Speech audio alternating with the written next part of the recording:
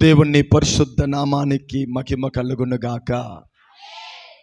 ఈ ఉపవాస దినముని దేవుడు ఇంకను ఆయన ఆశీర్వదించి మనని నడిపించునుగాక.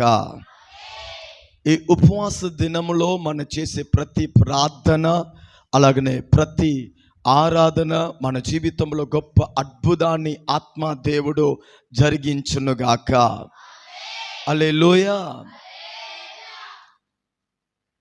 పరిశుద్ధ గ్రంథమైన బైబిల్లో ఎన్నో అనుభవాలు మన కొరకు దేవుడు రాసి ఇచ్చిన ఆ అనుభవాల్లో ప్రార్థన అనుభవం చాలా ప్రత్యేకమైన ఒక అనుభవము. చెప్పండి, ప్రార్థన అనుభవం ఒక ప్రత్యేకమైన అనుభవము.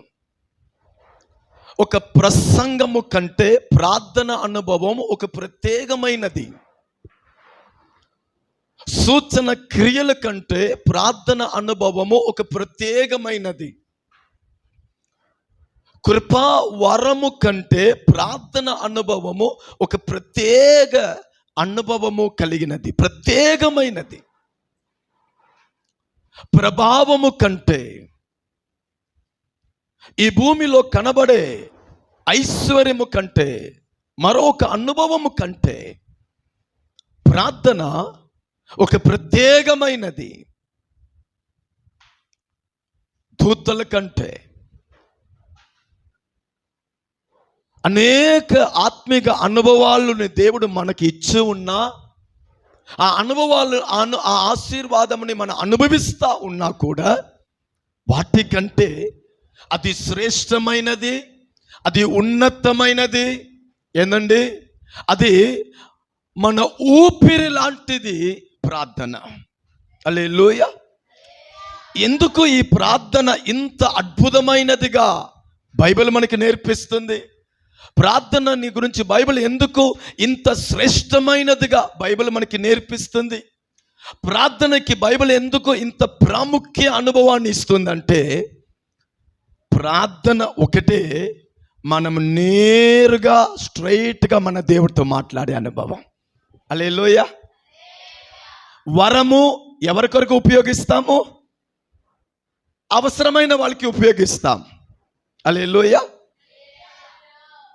ఏ అనుభవాల్ని తీసుకోండి. ఇప్పుడు నేను ప్రసంగ చేస్తున్నాను, దేవునికి ప్రసంగ చేస్తున్నానా? ఏంది? ఎవరికి ప్రసంగ చేస్తున్నాను? దేవుని మాటని నేను తీసుకొని ప్రజలకి నేను ప్రసంగ చేస్తున్నాను. ఇప్పుడు ఒకళ్ళు రోగిగా ఉంటే దేవుని కృపని, ఆ వరముని పొంది ఆ రోగులు బాగుపడాలని వారి కొరకు ప్రార్థిస్తున్నాను. వారి కొరకు ఏందండి, విడుదల కొరకు ఆ వరముని నేను ఉపయోగిస్తున్నాను. హల్లెలూయా. ఇలా ఏ కార్యముని తీసుకోండి, అది స్వార్థ కొరకు వాడబడుతుంది, ప్రజల మార్పు కొరకు అక్కడ ఉపయోగించబడుతుంది. ఏందండి? ఆశీర్వాదాన్ని పొందుటకు ఇటువంటి అనేక అనుభవాల్ని దేవుడు మనకి ఇచ్చున్నారు. కానీ ప్రార్థన ఒకటే నేను నా దేవుడితో ముఖాముఖిగా మాట్లాడుతున్నాను. ప్రార్థన ఎందుకు శ్రేష్టమైనది? నా తండ్రి దగ్గర నేను కూర్చుంటున్నాను, నా దగ్గర నా తండ్రి వచ్చి కూర్చుంటున్నాడు. ప్రార్థన ఒకటే నా హృదయముని నా దేవునికి తెలియచేస్తున్నాను, దేవుడు తన హృదయాన్ని నాకు తెలియచేస్తాడు.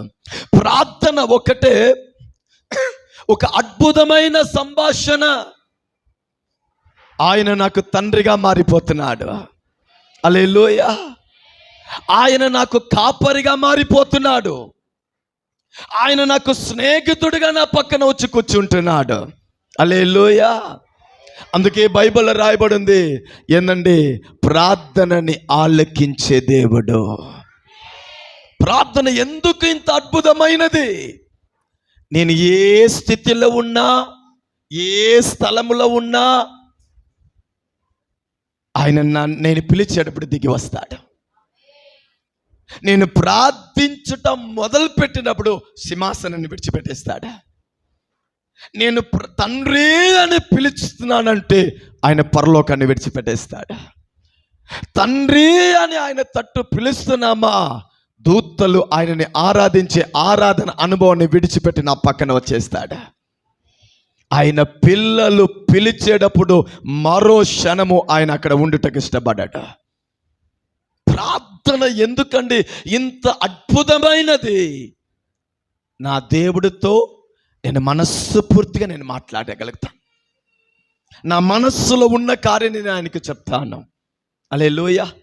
కొన్నిసారి మనం అంటాము, నేను ప్రార్థన చేయలేకపోతున్నాను, ప్రార్థించాలని ఆశగా ఉంది కానీ ప్రార్థించలేకపోతున్నాను, ప్రార్థించాలని మనస్సుగా ఉంది కానీ ప్రార్థించలేకపోతున్నాను, ఎలా ప్రార్థించాలని అర్థం కావట్లేదు, కానీ ప్రార్థన అంటే నాకు ఇష్టం, కానీ ఎలా ప్రార్థించాలి నాకు తెలియట్లేదు, ఎలా చెప్పాలని తెలియట్లేదు అని కొందరు బాధపడతారు.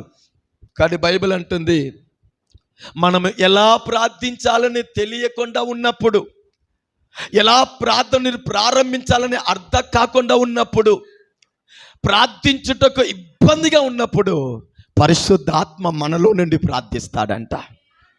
చూడండి, రోమా పత్రిక 8వ అధ్యాయము 26వ వాక్యంలో చూడండి, మన ప్రార్థన జీవితానికి ఒక బలమైన అనుభవం అక్కడ రాయబడింది. అట్టువలే 8:26 అట్టువలే ఆత్మయు, చూసారా, మన బలహీనతలను చూచి సహాయము చెయ్యుచున్నాడు. ఏలయనగా మనము యుక్తముగా ఎలాగ ప్రార్థన చేయవలను తెలియను, కానీ ఆ ఆత్మ దేవుడు తానే మన పక్షముగా విజ్ఞాపన చేయుచున్నాడు. హల్లెలూయా. దేవుని పిల్లలు సరిగా ప్రార్థన చేస్తున్నారు, దేవుని పిల్లలు ప్రార్థనని ప్రేమిస్తున్నారు, దేవుని పిల్లలు ప్రార్థనలో ఏందండి దేవుణ్ణి గణపరుస్తున్నారు. దేవుని పిల్లలు ప్రతి చిన్న విషయాన్ని కూడా ప్రార్థన మూలముగా దేవునికి తెలియచేస్తూ ఉన్నప్పుడు ఆ ప్రార్థించే పిల్లలకు కొన్నిసారి బలహీనత వచ్చేస్తుంది. అలా ప్రార్థించే వారికి కొన్నిసారి కొన్ని ఆటంకాలు వచ్చేస్తుంది. ఆ ప్రార్థించే పిల్లలకి కొన్నిసారి కొన్ని డిప్రెషన్, కొన్ని సమస్యల వలన వారి మనసు సోలిపోయి ఉంది, కానీ ప్రార్థన చేయలేకపోతున్నారు. అప్పుడు పరిశుద్ధాత్మ మన దగ్గర వచ్చి, నువ్వు నా కుమారుడు, నువ్వు నా కుమార్తె, ప్రతి చిన్న విషయంలో కూడా నువ్వు నాకు తెలియచేసేవాడు, ప్రతి చిన్న విషయమును కూడా నా దగ్గర నువ్వు ఏందండి అనుమతి తీసుకునేవాడు, ప్రతి చిన్న పనిలో కూడా నా దగ్గర ప్రార్థించి నువ్వు ముందు అడుగు పెట్టేవాడు. నిన్ను గురించి నాకు తెలుసు. ఇప్పుడు ఒక బలహీనత వలన నువ్వు ప్రార్థన చేయలేకపోతున్నావు కదా, కొన్ని సమస్యల వలన నువ్వు ప్రార్థన చేయబోతున్నావు కదా, ఇప్పుడు కొన్ని సమస్యల వలన ప్రార్థనకు నువ్వు వెళ్ళలేకపోతున్నావు కదా, నీ యథార్థత నాకు తెలుసు, నీ యథార్థత నాకు తెలుసు. ఇప్పుడు కావాలని నువ్వు ప్రార్థన చేయట్లేదు, కావాలని నువ్వు ప్రార్థనను మానుకోలేదు. సమస్య, బలహీనత, అర్థం కాని కొన్ని ఇరుకులు, కానీ భయపడవద్దు, ఇప్పుడు నేను నీ కొరకు ప్రార్థన చేస్తాను. అన్ని వేళల్లో నువ్వు నా దగ్గర ప్రార్థన చేసావుగా, ఆ యథార్థతని నేను మర్చిపోతాను అనుకుంటావా? ఇప్పుడు నువ్వు ప్రార్థన చేయలేకపోతున్నావు, నేను నీలో నుండి నీ కొరకు ప్రార్థిస్తాను. హల్లెలూయా. మన కొరకు మనలో నుండి మన బలహీనతల మధ్యలో ప్రార్థించుటకు పరిశుద్ధాత్మ దేవుడు ఉన్నాడు. హల్లెలూయా. ఒక్క ప్రార్థన జీవితం అండి మన బ్రతుకుని తలగింతగా మార్చివేస్తాయి. ప్రార్థన ఎంత శక్తి కలిగినదంటే అది ఒక వ్యక్తి జీవితాన్ని వరకు మార్చేది కాదు. ప్రార్థన ఎంత శక్తి కలిగిదంటే అది ఒక ఇల్లుని వరకు ఏందని మార్చేది కాదు. ప్రార్థన ఎంత బలమైనదంటే అది ఒక ఊరిని వరకు మార్చేది కాదు. ప్రార్థన ఎంత బలమైనదంటే అది ఒక ఏరియాని వరకు మార్చేది కాదు. ప్రార్థన ఎంత బలమైనదంటే అది దేశంని మార్చివేస్తాయి, ప్రపంచాన్ని మార్చివేస్తాయి, శత్రుని ఏందంటే అణక తొక్కివేస్తాయి. ప్రార్థన ఎంత దూరానికని ఏందండి అది ప్రయాణం చేయగలుగుతాయి. హల్లెలూయా. మనము ఇక్కడ నుండి ప్రార్థిస్తున్నాం. ఒక వ్యక్తి వేరే దేశంలో సమస్యలు ఉన్న ఆ వ్యక్తి పేరు తీసుకొని ఇక్కడ ప్రార్థిస్తున్నామంటే మనము వెళ్ళలేము. మనం చేసే ప్రార్థన దేశముని ఖండముని దాటి ఆ వ్యక్తిని దర్శిస్తాయి, అతన్ని సజీవుడిగా నిలబెట్టేస్తాయి. ప్రార్థనని ఎవరు ఆపలేరు, ప్రార్థనని శత్రు ఆపలేడు, ప్రార్థించేవాడుని ఎవరు కూడా ఓడించలేరు. హల్లెలూయా. అందుకే దావీదు ఒక మాట అంటాడు, 84వ కీర్తనలు 10వ వాక్యం చూడండి. దావీదు ఒక మాట అంటాడు, 84వ కీర్తనలు 10వ వాక్యము, నీ ఆవరణములో ఒక్క దినము గడుపుట 1000 దినము కంటే శ్రేష్టం. ఇది ఎవరికి ఇది సాధ్యం తెలుసా? ప్రార్థించేవాడు చెప్పే మాట. ప్రార్థించేవాడికి కొంచెం సమయం దొరికింది అనుకోండి, ఆ 10 నిమిషాల సమయము ఆయనకి 10 గంటలు లాగా సంతోషపడతాడు. ప్రార్థనని నేర్చుకున్నవాడు, ప్రార్థనకి అలవాటు పడినవాడు, దేవుడితో మాట్లాడుటకు అలవాటు పడినవాడు, ప్రార్థన ఒక ఆ మూల్యముని అర్థం చేసుకున్నవాడు, ప్రార్థన చేయకుండా ఉండలేని వాడు ఆ 10 నిమిషాలు ఆయనకి దేవుడితో మాట్లాడుటకు నాకు 10 గంటలు దొరికినట్టు సంతోషపడతాడట. దావీదు అంటున్నాడు, నీ ఆవరణములో ఒక్క దినము గడుపుట 1000 దినము కంటే శ్రేష్టమైనదట. మీ జీవితంలో గొప్ప గొప్ప అద్భుతముని మీరు చూడాలంటే చిన్న చిన్న సమయముని ప్రార్థనగా మార్చుకోండి. మీ జీవితంలో గొప్ప గొప్ప మేలుని మీరు చూడాలంటే, మీ జీవితంలో గొప్ప గొప్ప ఆశీర్వాదాన్ని మీరు అనుభవించాలంటే, మీ జీవితంలో ఊగకి మించిన విధంలో దేవుని మహిమ, దేవుని ప్రభావము, దేవుని అద్భుతాలను మీరు చూడాలంటే చిన్న చిన్న సమయముని ప్రార్థనగా మార్చుకోండి. 5 నిమిషాలు ప్రార్థనగా మార్చుకోండి. 5 నిమిషాలని 10 నిమిషాలు ఉందా, 10 నిమిషాలని ప్రార్థన సమయంగా మార్చుకోండి. దేవునికి కావలసింది నా బిడ్డ నాతో మాట్లాడాలి, అంతే. నా బిడ్డ స్వరంని నా చెవి వినాలి, అంతే. అదే ఆయన ఆశించేది. వేరే ఏది కూడా ఆయన మన దగ్గర ఆశించేది లేదండి. నా బిడ్డ నాతో మాట్లాడాలి, నా బిడ్డ నాతో మాట్లాడాలి.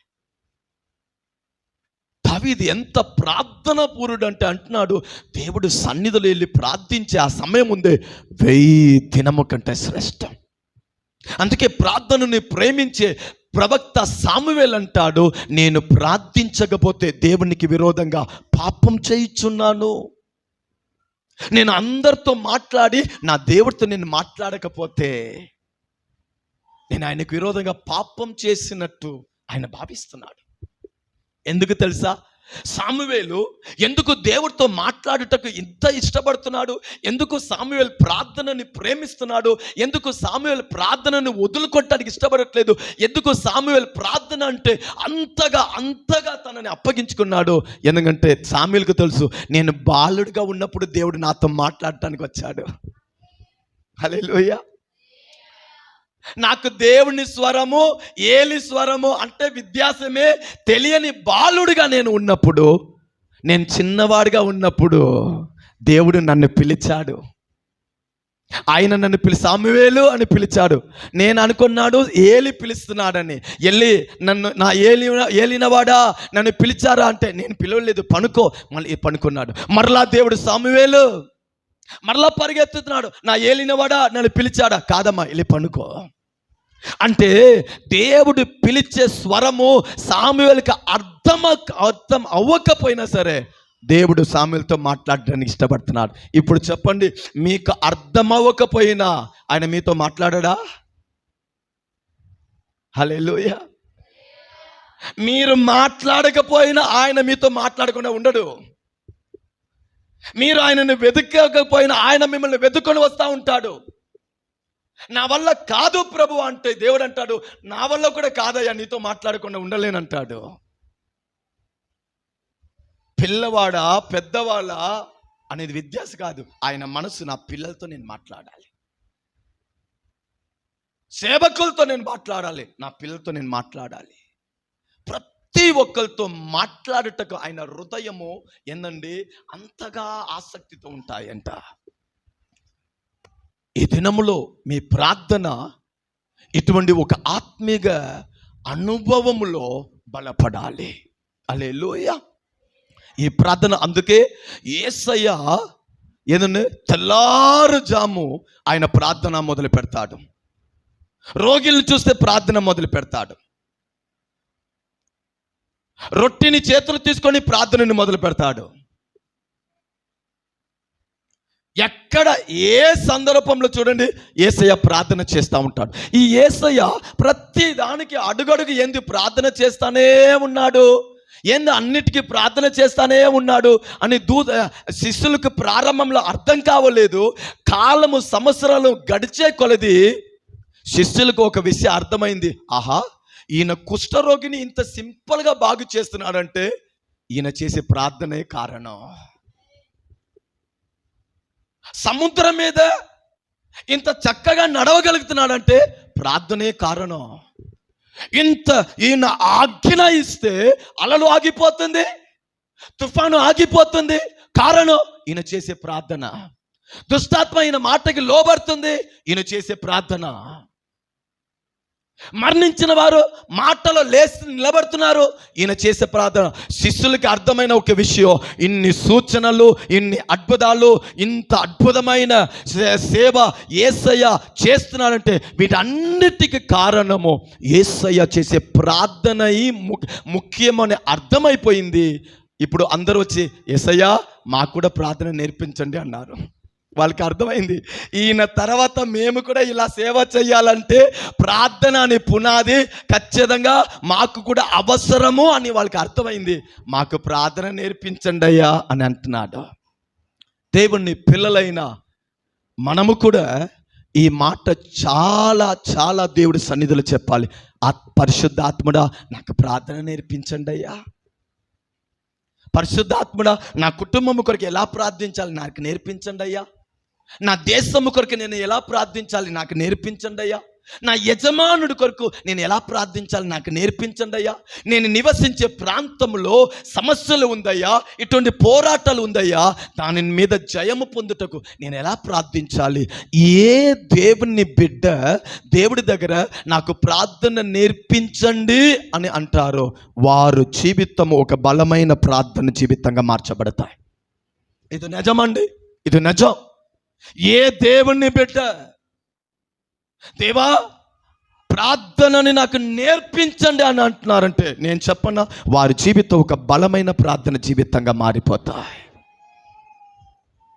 ఆ ప్రార్థించేవాడు బలహీనుడుగా అవ్వచ్చు, ఆ ప్రార్థించేవాడు చదువులేనివాడు కావచ్చు, ఆ ప్రార్థించేవాడు గుడిసెలో ఉన్నవాడు ఉండవచ్చు, ఆ ప్రార్థించేవాడు బ్యాక్గ్రౌండ్ లేనివాడుగా ఉండవచ్చు, ఆ ప్రార్థించేవాడు అంత చక్కగా అందంగా కనబడకుండా పోవచ్చు. లేకిన్ ప్రార్థన పూర్ణుడిగా ఆయన ఉన్నాడు కనుక ఆయన మాటకి దేవుడు బలమైన కార్యాన్ని జరిగిస్తాడు. ఒక మాటని చదివి మనము ప్రార్థించబోతున్నాం.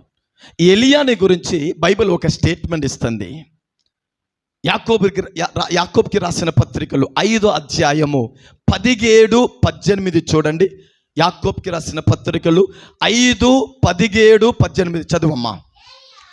ఏలియా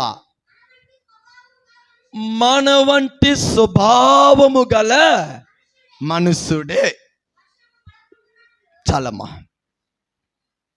ఎలియా ఎవరంట? కొన్నిసార్లు మనం ఏమనుకుంటున్నాము, ప్రార్థించే వాళ్ళని చూసి అమ్మో వారిలాగా మనం ప్రార్థించలేమమ్మా,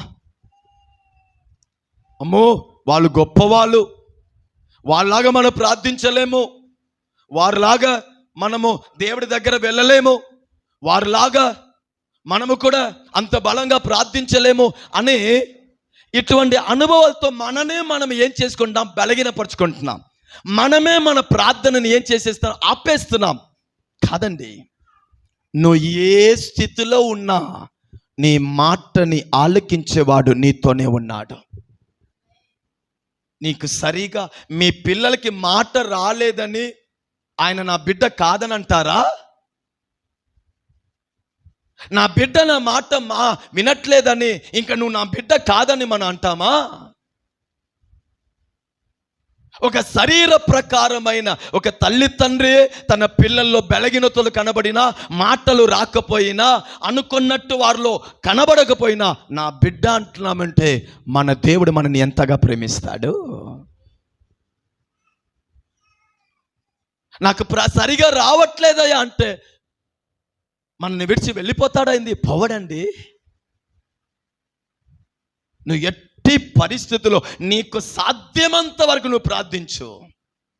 నీకు వచ్చిన పదాలని వాడు, ప్రార్థించు. ఒక మాట చెప్పునా, నీకు ప్రార్థించుటకు మాటలు రావట్లేదా? పర్వాలేదు, కన్నీటిలో నీ సమస్యని ఆయన పాదంలో తెలియచేయి. నోటిలో మాట రావట్లేదా? అన్నకి మాట రావట్లేదు. బైబిల్ అంటుంది ఆమె తన హృదయాన్ని తారపోసింది. అనేక బైబిల్లో రాయబడింది. నీ సమస్యని మాట రూపంలో తెలియచేయలేకపోతున్నావా? నీ సమస్యని కన్నీటి రూపంలో తెలియచేయి. నీ హృదయ అంతరంగంని ఎరిగిన వాడు నీ దేవుడు. బైబిల్ అంటుంది ఎలియా మనలాంటి స్వభావము గలవాడు. బలహీనత ఆయనకు ఉంది, సమస్యలు ఆయనకు ఉంది, బాధలు ఆయనకు ఉంది, ఇబ్బందులు ఆయనకు ఉంది, పోరాటం ఆయనకు ఉంది. దానిని చూసి దాని వలన ఆయన దేవుడితో మాట్లాడే అనుభవాన్ని మానుకోలేదు. అది ముఖ్యం. మనుషులు చూసి, పరిస్థితిని చూసి దేవుడితో మాట్లాడే అనుభవాల్ని మానుకోలేదు. అదే బైబిల్ మనకి నేర్పిస్తుంది. మనలాంటి సమస్య గలవాడండి, స్వభావం గలవాడండి, బలహీనుడండి, కానీ ఏం చెయ్యలేదంట? ప్రార్థనని మానుకోలేదు. చదవండమ్మా. వర్షింపకుండునట్లు మన ప్రార్థనలో ఒక ముఖ్యమైన అనుభవాన్ని ఈ పూట దేవుడు నేర్పిస్తున్నాడు. నీ ప్రార్థన ఆసక్తితో కూడినదై ఉంటే చాలు.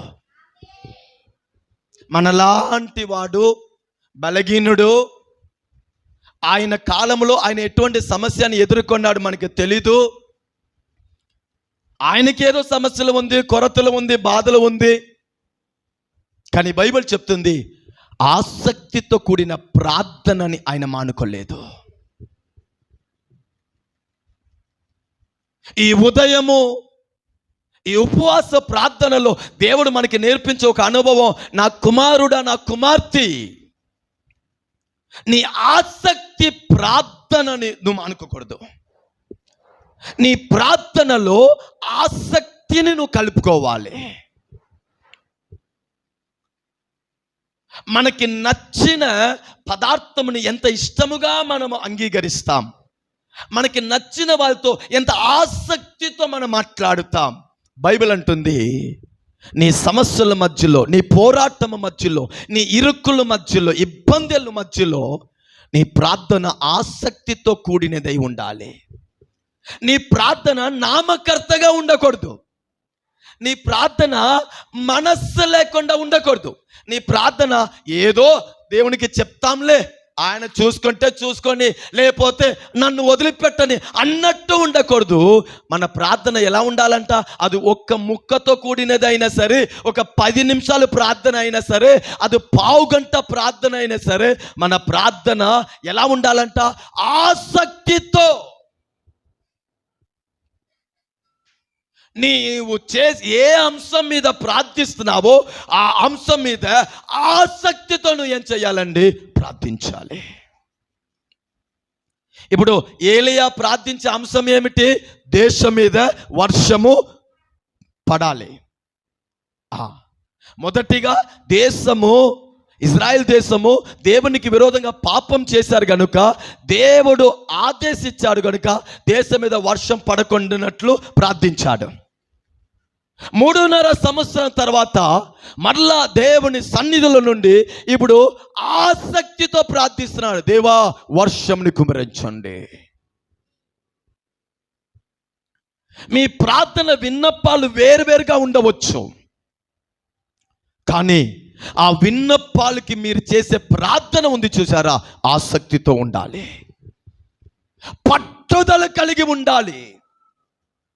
నేను ఎవరితో మాట్లాడుతున్నాను అనే అవగాహన మనకి ఏందండి తెలిసి ఉండాలి. నా దేవుడితో నేను మాట్లాడుతున్నాను, నా దేవుడు నా మాటని వినేవాడు, నా దేవుడు నా ప్రార్థనకి జవాబిచ్చేవాడు అని ఆసక్తి అండి. ఆసక్తి మన బలహీనతని మర్చిపోయినట్టు చేసేస్తాయి. ఆసక్తి 5 నిమిషాలు చేయాలని అనుకుంటాము, 15 నిమిషాలు చేసేస్తాం. హల్లెలూయా. ఆసక్తి లేదనుకోండి, మీరు 5 నిమిషాలు చేయాలని అనుకుంటే 30 సెకండ్లోనే మీరు ముగించేస్తారు. హల్లెలూయా. ఆసక్తి ఉంటే 5 నిమిషాలు చేయాలనుకుంటారు, కన్ను తెరిస్తే అరగంట సేపు మీరు చేసి ఉంటారు. అందుకే బైబిల్ అంటుంది ఆసక్తితో నువ్వేం చేయాలి, ప్రార్థించాలి. ఎలియా ఆసక్తితో ప్రార్థించాడంట, పట్టుదల కలిగి ప్రార్థించాడంట, అంశం మీద దృష్టి ఉంచాడు. మీరు ప్రార్థించే అంశంలో మీ మనసు నిలబడాలి. మీరు ప్రార్థించే అంశం మీదే మీ ప్రార్థన ఉండాలి. ఆ ప్రార్థనని దేవుడి సన్నిధికి చేరే వరకు పట్టుదల కలిగి ఆసక్తితో ప్రార్థించాలి. దేవా విడిపించండి,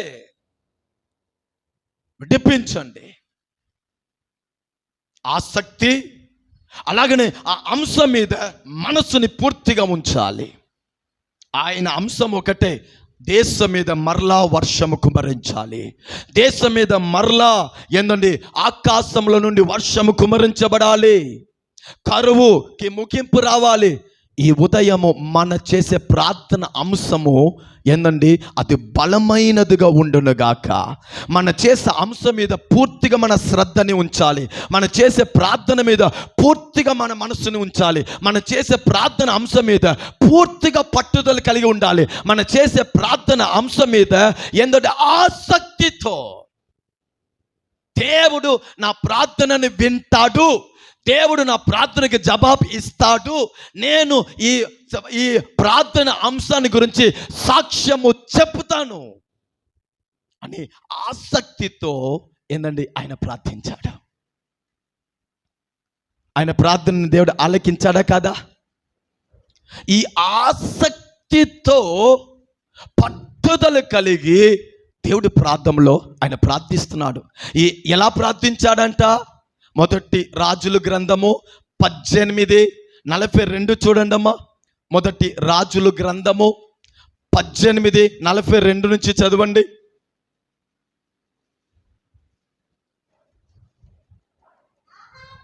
ఆహాబు భోజనము చేయుటకు పోయెను కానీ ఏలియా చూసారా, కర్మేలు పర్వతం మీద పోయి, బైబిల్లో చూసాము ఎలియా ప్రార్థన ఎటువంటిదంట? ఆసక్తితో కూడిన ప్రార్థన. ఆ ఆసక్తితో ఆయన చేసే ప్రార్థనని ఎలా చేశాడంట? కొండ ఎక్కాడు, నేల మీద పడ్డాడు, తన ముఖం ఉంది చూసారా, 2 మోకాలు మధ్యలో తగిలినట్టు వంగాడు. తర్వాత తన దాసుని పిలిచి పైకి పోయి సముద్రము వైపు చూడు, వాడు సముద్రం వైపు చూశాడు, ఏమీయూ కనబడలేదు. అతడు ఇంకా 7 మారు పోయి చూడమని చెప్పగా 7వ మారు అతడు చూచి, ఇదిగో మనిషి చెయ్యి అంతా చిన్న మేఘము సముద్రం నుండి పైకి లేచుచున్నది అనను. యేసు నామములో మన జీవితంలో ఒక చిన్న మేఘము కనబడపోతుంది. హల్లెలూయా. ఆసక్తితో ప్రార్థిస్తున్నాడు. కొండ ఎక్కుతున్నాడు, నేల మీద పడుతున్నాడు, తన ముఖము మోకాల్లో తగిలినట్టు పూర్తిగా వంగిపోయాడు. పట్టుదల. నా దేశం మీద వర్షం పడాలి ప్రభువా, దేశంలో ఉన్న కరువు ప్రభువా తొలగించబడాలయ్యా, ఇంకా దేశంలో మరణము సంభవించకూడదు ప్రభువా, కనికరించండి ప్రభువా. ఆసక్తితో పట్టుదల కలిగి దేవుడి సన్నిధిలో ప్రార్థిస్తున్నాడు. ప్రార్థించి తన సేవకుడిని చూసి అంటున్నాడు, సముద్రం వైపు చూడు, ఏదైనా సూచనలు కనబడుతుందా? వెళ్ళాడు, లేదయ్యా. రెండోసారి ప్రార్థించాడు, చూడన్నాడు, లేదయ్యా. ఇలా 6 సారి చూశాడు, ఏ సూచనలు కనబడలేదు. మరలా ప్రార్థించాడు, ఆసక్తిని వదిలిపెట్టలేదు, పట్టుదల కలిగిన అనుభవాన్ని వదిలిపెట్టలేదు, ప్రార్థనను వదిలిపెట్టలేదు, మోకాల్ని వదిలిపెట్టలేదు, కన్నిటి అనుభవాన్ని వదిలిపెట్టలేదు. 7వసారి వెళ్ళి చూడమన్నాడు. 7వసారి చూడగా మనిషి చేతి అంత చిన్న మేఘము కనబడింది. కొన్ని నిమిషంలోనే దేశం మొత్తం మీద పెద్ద వర్షముని కుమరించింది.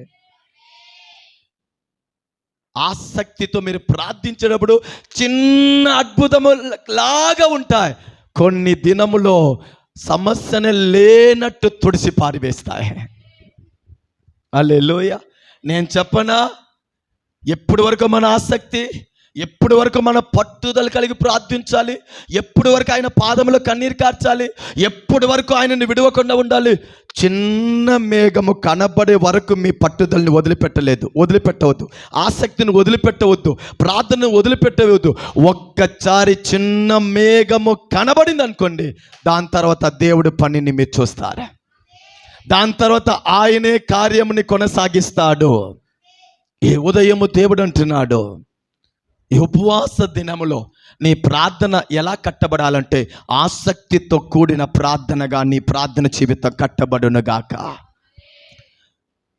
మీ కొరకు ఒక మేఘము సిద్ధంగా ఉంది. నీ కుటుంబ సమస్యని తొలగించుటకు దేవుడు ఒక మేఘాన్ని సిద్ధపరిచి ఉన్నాడు. ఆమేన్ చెప్పండి. నీ కన్నీటిని తుడవటకు దేవుడు ఒక మేఘంని సిద్ధపరిచి ఉన్నాడు. నీ జీవితంలో ఏంటంటే కనబడే పోరాటముని తొలగించుటకు ఒక మేఘముని దేవుడు సిద్ధపరిచి ఉన్నాడు. నీ జీవితానికి విరోధంగా అపవాది చేసే క్రియలని పూర్తిగా లేకుండా చేసినట్టు దేవుడు ఒక మేఘముని సిద్ధపరిచి ఉన్నాడు. ఆ మేఘము నీ దగ్గర రావుటకు నీ ప్రార్థన ఆసక్తితో కూడిన ప్రార్థనగా మారునుగాక.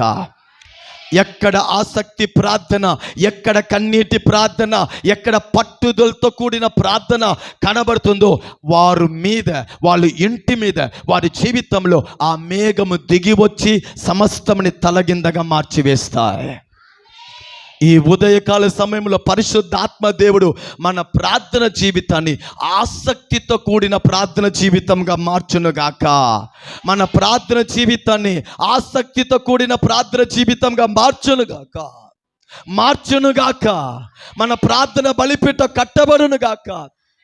మన ప్రార్థన బలిపీఠం కట్టబడునుగాక. మన ప్రార్థన బలిపీఠం కట్టబడునుగాక. ప్రార్థన మీద మనకు ఆసక్తి ఇంకొను పెరుగునుగాక. ప్రార్థన మీద నాకు ఇంకను వాంఛ కలుగునుగాక. ప్రార్థన మీద నాకు ఇంకను ప్రేమ ఇంకను పెరుగునుగాక. మేఘమును చూసే వరకు మన ప్రార్థించుముగాక. మేఘము చూసే వరకు మన ప్రార్థించుముగాక. అద్భుతాలు కనబడే వరకు మన ప్రార్థించుముగాక. విడుదల దిగి వచ్చే వరకు మన ప్రార్థించుముగాక. స్వస్థతలు దిగి వచ్చే వరకు మన ప్రార్థించుముగాక. అపవాది నశించబడే వరకు ప్రార్థించుముగాక. విరోధాలు కొట్టివేయబడే వరకు మనము ప్రార్థించుముగాక. నిశ్చయముగా ప్రార్థనకి ఫలితము మనం చూస్తాము. ఒకసారి దేవుని పాదములో మనం ప్రార్థిస్తామా? దేవుని పాదములో ఇప్పుడు మనం ప్రార్థించగ